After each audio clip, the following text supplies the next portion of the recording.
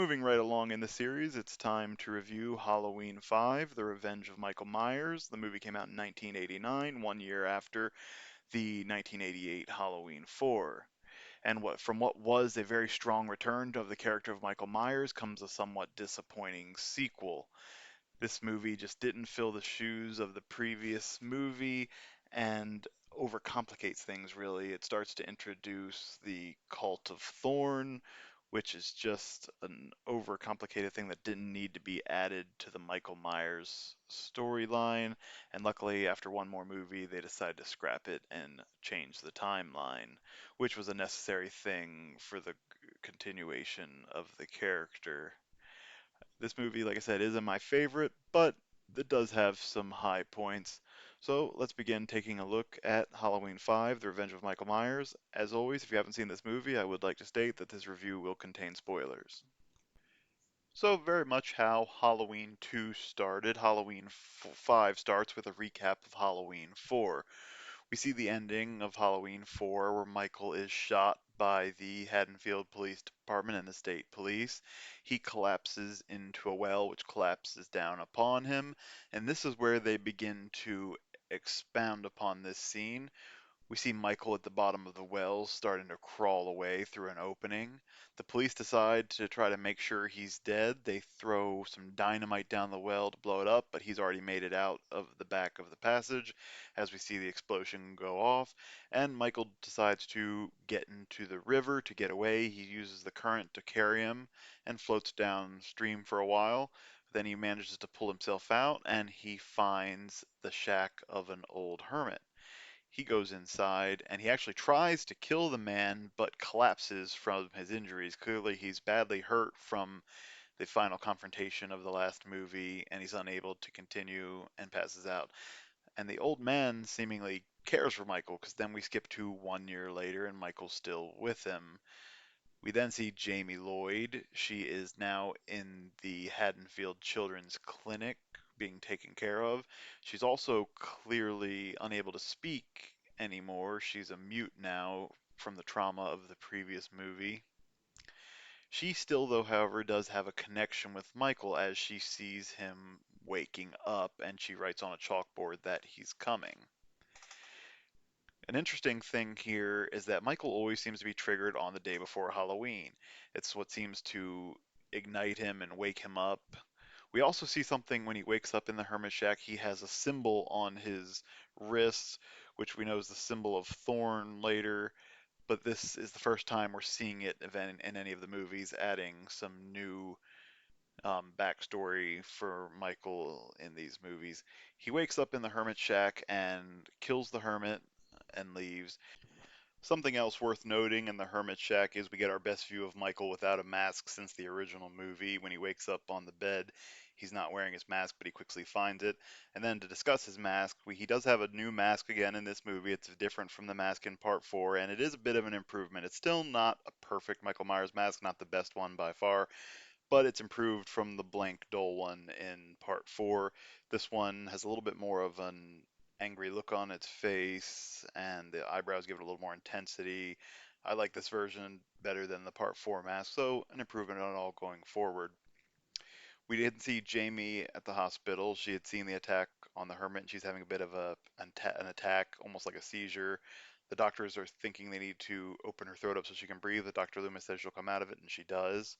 The next morning, Dr. Loomis comes to check on her, and Rachel's there, and her friend comes in, and they show her a dress that they made for Halloween. Dr. Loomis comes in to break up the party and tells them they need to go. And someone throws a rock through Jamie's window with a message that she needs to die, basically. They're scared because they know she is related to Michael Myers and it's Halloween and they don't want anything bad to continue happening in the town. As Rachel's leaving the hospital, we hear that she is going to be going with her parents to a cabin on Halloween to be away. You can't blame them with the events of the last movie that they wouldn't want to be in town on Halloween. This also gives the important note that Mrs. Carruthers survived the attack from Jamie at the end of the fourth movie. As she's walking home with Tina, she says she wants to stay, but she promised her parents she would go. And she goes inside to start getting ready to leave. We see the dog she's with, Max, bark at the trees. We see Michael is actually lurking in the bushes outside the house.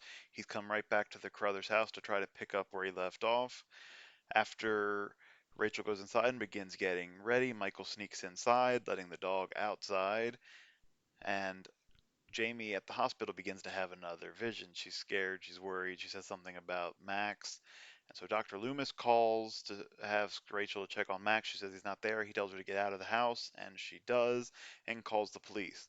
The police come to search the house. As they're coming out, they make a really weird choice in this movie. They play like clown comical music for the police coming out of the house. I don't know why they would try to make the police into a comical character. I guess trying to indicate that the police can't handle anything in Haddonfield. A really weird choice for this movie, and not an addition I think that was needed. But the police did miss Michael because after that, Rachel goes back inside, and Michael is in the house, and he does then kill Rachel as the second victim of the movie. Dr. Loomis at this time was also with Jamie, trying to get her to tell him what she knows. He suspects that she is sensing something from Michael and wants to try to get the information so he can try to stop Michael ahead of time. And we also see Dr. Loomis go and speak to the sheriff, warning him that he thinks it's happening again and it needs to stop. He gives them the backstory showing his burns, saying that he tried to do anything he could to stop Michael and hoped that Michael would burn in hell, but he knew that hell wouldn't take him. A deputy comes in and says that the sheriff is needed at the cemetery. Next, Tina returns to Rachel's house. She lets herself in and looks for Rachel, but doesn't see her there, so she assumes she's left with her parents. She doesn't find the body of Rachel, so we know that Michael, as he always does, is covering his evidence. She goes downstairs and lets her friend Sammy in, and they reveal that they're going to be staying at this house for the weekend while Rachel's gone.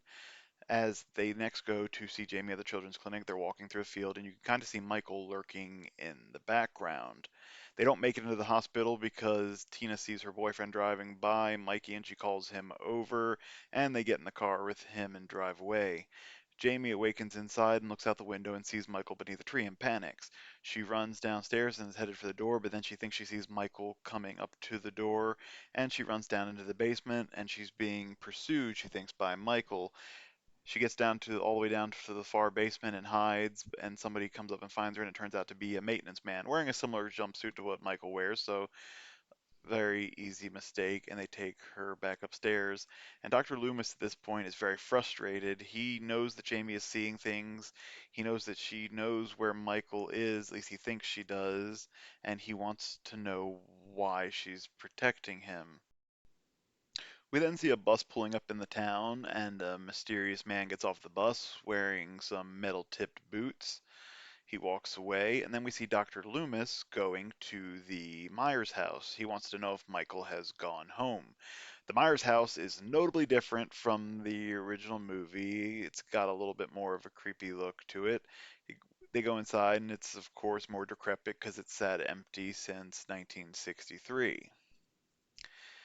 He goes around looking for Michael, and the man who had gotten off the bus we see is in the house as well, and he is watching Dr. Loomis.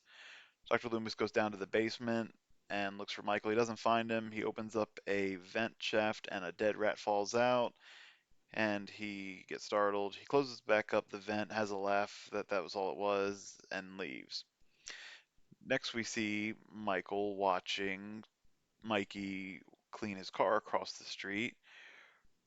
Tina scares him with a mask and then tries to put it on him, which he doesn't like. And then we see Sammy's boyfriend as well. He says that he's going to steal some beer from the store he works at for them and give it to Mikey. He tells him to pull around back. Michael's watching this whole thing. When he does finally pull around back, he gets the beer loaded up and goes in. Michael comes walking around the back of the store and seeing that the guy Mikey was touchy with his car, scratches it with a garden rake. He gets out of the car and angrily goes to confront Michael, which of course doesn't go well for him. Michael chokes him and then kills him with a garden rake. We see Jamie getting ready for a party at the children's clinic, and another boy at the hospital gives her a good luck charm, and she gives him a kiss. They're partnered up for the Halloween costume contest. We then see Michael demonstrate his surprisingly good driving skills again as he pulls up in front of the Carruthers house disguised as Mikey, wearing the mask that Tina had tried to scare him with, and he honks the horn. Tina comes out and gets in the car. Michael's putting on a well enough um, guise that she doesn't seem to notice that this is not her boyfriend at all. He's quiet, and she thinks he's just being quiet because he's mad. As they drive off, we do see that the same man who had gotten off the bus is now standing out in the street in front of the Carruthers house. It is notable that this man has the same symbol on his wrist that Michael had at the beginning of the movie, symbol of thorn. They drive off, and Jamie is having a vision and another attack of this whole encounter. As they're driving, she thinks that her boyfriend's giving her the silent treatment, and they continue forward until she tells him to stop at a store so she can get cigarettes. He doesn't at first, but then when she insists, he slams on the brake and goes in reverse and drops her off at the store. While she's going in to get the cigarettes, Jamie is having the vision, and Dr. Loomis is trying to find out where she is, and she's slowly trying to communicate the best she can, but she can't really talk. The other child in the hospital is able to understand her a lot better than anybody else. So he's trying to give the information as she's communicating it, and eventually they figure out what store she's at. The police pull up as Michael had switched from the mask he was wearing to his normal mask while Tina was coming back out, but when the police pull up, Michael takes off. They take Tina to the children's clinic to see Jamie, and she sees that she's okay. We also see that Jamie has regained her ability to speak here. She tries to convince Tina to stay with her, and so does Dr. Loomis, but ultimately she chooses to leave to go to the party with her boyfriend. When she leaves, Dr. Loomis asks the comedy pairing of sheriff's deputies to follow her, and they do. Ultimately, they just give her a ride to the party and sit outside. Jamie decides to try to follow her to the party because she knows that she's in danger, and Billy goes as well. He knows where it is, so they start heading in that direction. At the party, the two deputies see Michael pull up in a car, but don't think anything of it, and continue just watching. Meanwhile, inside, Tina, Sammy, and Spitz are all having a good time commingling amongst the party. They decide to play a prank on the sheriff's deputy and come running out screaming. Spitz now dressed as Michael Myers, and the sheriff's deputies don't find this funny. Then they all take off into the barn, chasing after a baby kitten. They're in the barn for a few moments, and Michael enters the barn as well. They don't know this. Tina eventually leaves, leaving Spitz and Sammy in the barn, where they decide to um, try to have a romantic encounter with each other. Michael comes up and stabs Spitz through the back with a pitchfork and then kills Sammy with a scythe. He then emerges from the barn with the pitchfork and kills the two sheriff's deputies out in their car. We don't see this on camera, but they're found dead by Tina. The rest of the teenagers at the party decide to go skinny dipping, even though it's October, and they all take off, leaving just Tina in the barn. She finds the dead bodies and runs out, finds the bodies of the deputies. At this point, Jamie and Billy arrive, and they see Michael sitting in Mikey's car. He starts it up and begins chasing after Tina. Jamie's yelling at him, "What do you want? Come after me." And so he starts driving towards Jamie and Billy. Billy, I guess, didn't agree to this. He almost hits Billy, but Billy manages to duck out of the way and he starts chasing Jamie. She starts running into the woods. He runs over a bunch of small pine trees. I don't believe that car would have made it over top of those pine trees without stopping, but anyway, it's not important. They race into the woods, Tina in pursuit, and Michael eventually runs into a tree, crashing the car, and you can hear the horn going off.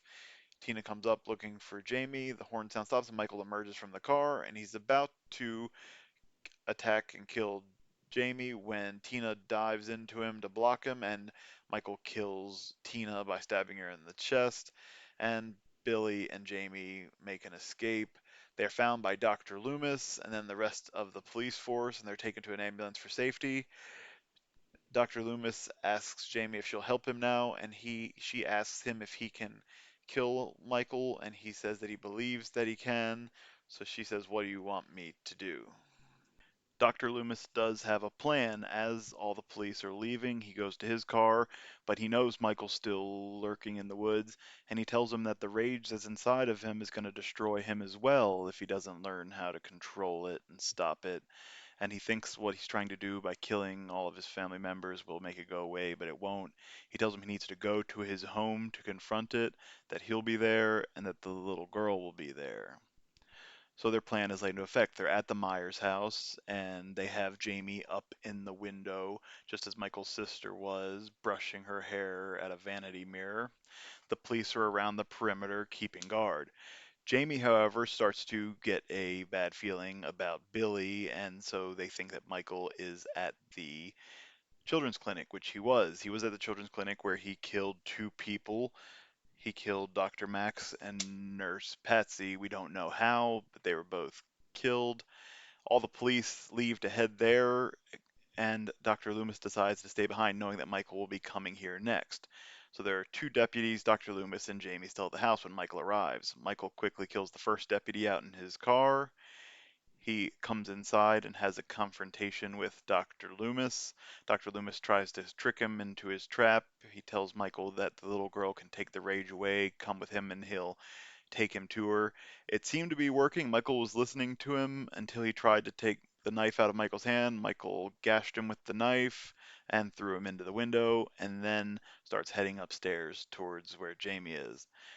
The deputy tries to make an escape out the window, but can't in time. By the time Michael's beating down the door, he fires a few shots and hits Michael with at least one or two.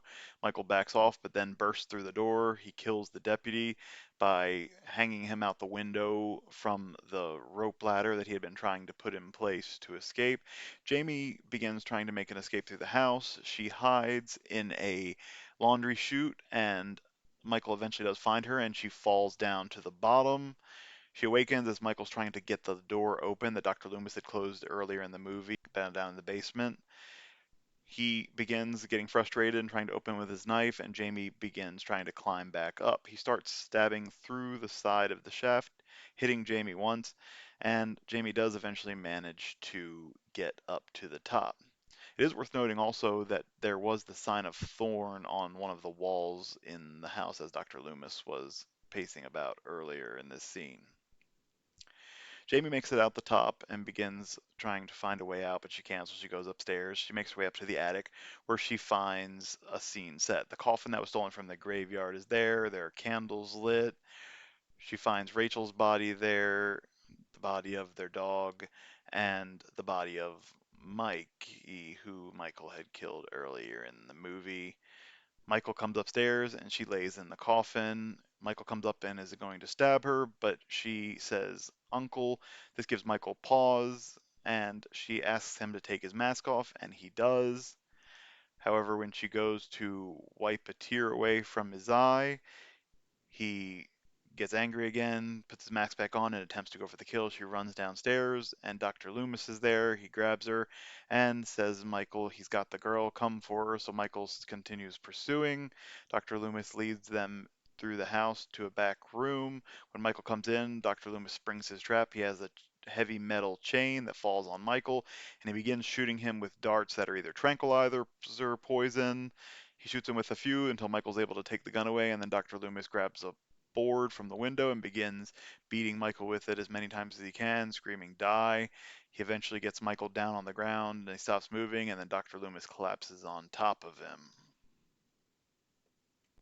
In the final scene, we see Michael chained up in a jail cell in the Haddonfield Police Department. We see Sheriff Meeker and several deputies and Jamie Lloyd. The sheriff notes that Michael's going to be taken away and locked up till the day he dies, and Jamie notes that he's never going to die. One deputy leaves to take Jamie back to the children's clinic, and we see the mysterious man we've seen lurking about for the whole movie standing outside and starts to head into the police station. As the deputy and Jamie are about to leave, he hears a commotion inside and an explosion, and he goes back in to check on things and tells Jamie to wait in the car. We see the mysterious man inside firing a gun repeatedly and flames in the background. Jamie doesn't listen and gets out and heads into the station, and we see that all the police in the station have been killed and Michael has been freed. And the movie ends with Jamie staring in down the hallway that's in flames, saying no. So, Halloween 5 is not a real high point in the series for me. It's not one of my favorites by far, and it's a disappointment, as I said, from part 4, which was very good. But there are some things I like and dislike in the movie altogether. To start with things that I like, I do like the new mask in this movie. It's not the best mask, as I stated, but it is an improvement from the mask in part 4, and that's what's important. We're moving in the right direction. I also really like Michael's brazenness in this movie. He brazenly moves about town and goes to do whatever he needs to do and thinks about things very methodically as he does in other movies. Michael's not just a mindless killer. He knows what he's trying to do and he knows what he needs to do to get it done, and he tries to execute his plan to the best of his ability.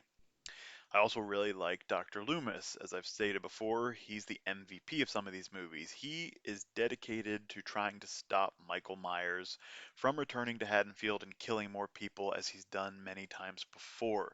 He stands guard and visual, and I think he still feels responsible for Michael as his patient and wants to do whatever he has to do to stop him.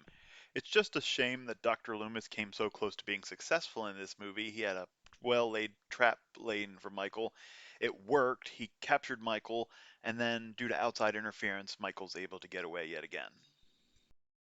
The main thing I don't like about this movie is that it tries to really change the direction of the Michael Myers storyline by adding in the Cult of Thorn, or at least the beginnings of what becomes the Cult of Thorn, because we don't actually get any answers in this movie. This movie poses a lot of questions, but doesn't really give us any answers by the end. We see Michael has this symbol on his wrist. We see a mysterious man appear in the town who seems to be following Michael around, and he has the same symbol on his wrist. We don't know if they are aware of each other. They don't make that certain or not. We don't know what the symbol means in this movie, and we don't know who the man in black is by the end of the movie, although we do see him come to break Michael out of jail. It just creates too many questions and no answers, and I just don't like the storyline that it's going down. I don't like that there's somebody in the background waiting to help Michael. Michael has always been someone who works alone. In the first, second, and fourth installments of Halloween, Michael is just a force out to do what he needs to do. He comes to Haddonfield to finish what he started as a child in killing his family. Dr. Loomis says it very well in this movie. He has a rage inside of him that perhaps he thinks will be stopped by him completing his goal of killing them all. Adding the whole cult dynamic, I think, just muddies the waters and makes things much more complicated than they need to be for a Michael Myers film. And my gosh, for one thing, they need to put a disclaimer on any applications for the Haddonfield Police Department. This is the second movie in a row where the majority of the Haddonfield Police Department is killed in this movie. I don't even know if they have any police left after what happens in this movie, but they keep getting more officers recruited for additional movies, so hey, maybe they have good pay. The sheriff in part 4 did have a heck of a house. Another detail of the movie that goes unexplained is the connection between Jamie and Michael. We know that they're family, but we don't know why Jamie has this link to Michael, that she's able to sense when he's coming and she's able to see visions of what he's doing. And it seemed like he even took control of her briefly at the end of part 4 when she stabbed her stepmother. This connection between the two of them isn't fully explained at this point, so it's just a mystery that continues going forward. In the scene where they're in the attic, I also don't like how much Michael pauses. He has a few standoffs with Dr. Loomis where he listens to Dr. Loomis try to talk to him, but then he usually ends up in an attack.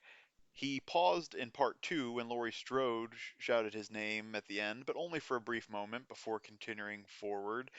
In this, however, he pauses, takes off his mask, and seems to be listening to what Jamie's saying, and he even sheds a tear, which shows perhaps an emotional background to what he's doing, which is a bit of a shock. It's just not something that they included in the earlier movies, perhaps trying to grow the character, but I'm not sure if it's necessary. His character's pretty solid as just a killing force of nature.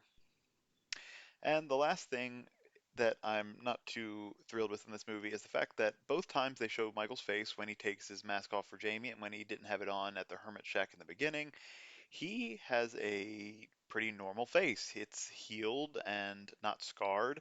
At the beginning of the fourth movie, his head was fully bandaged, you would assume, to hide the damage from the end of part two, such as Dr. Loomis carries scars on his face from the fire. You would assume Michael has these scars. He does have scars on his hand, but not on his face, and that just doesn't seem right. Michael does have another pretty high kill count in this movie. He kills a total of 12 people confirmed in this movie. First, he kills the hermit in a shack by stabbing him in the back. He next kills Rachel by stabbing her with a pair of scissors. He kills Mikey by stabbing him in the forehead with a gardening tool. He kills Spitz with a pitchfork through the back. He kills Sammy with a scythe. He kills the two deputies, Nick Ross and Tom Ferrara, our comedy deputy duo, both of them with the pitchfork, which is not shown on screen. He next kills Tina by stabbing her in the chest. Next, he kills another deputy by slamming his head against the wheel of his car. He then kills the other deputy inside by hanging him out the window on a rope ladder.